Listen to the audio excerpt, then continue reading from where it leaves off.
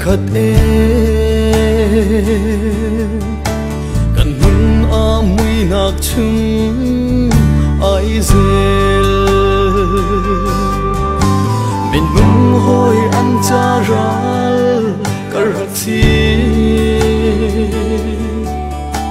lần bạc lâu mi sual ca si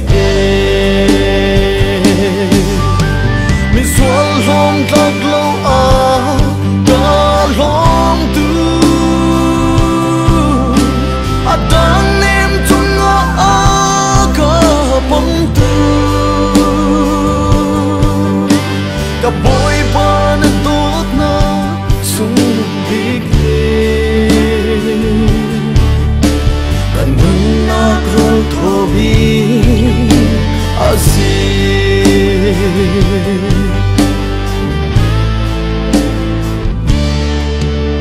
chung khal cha sa sang ti nung le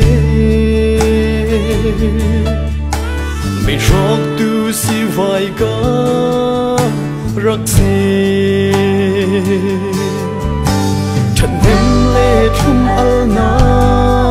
căng ngày lâu san tay lâu min nung men ca si mình xuân long tạc lâu ca long tu đang em chung ca bông tu cả bôi ba nên tốt na sung big cần mừng na rong thobi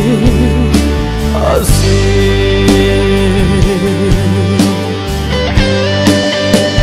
amen hallelujah bôi ba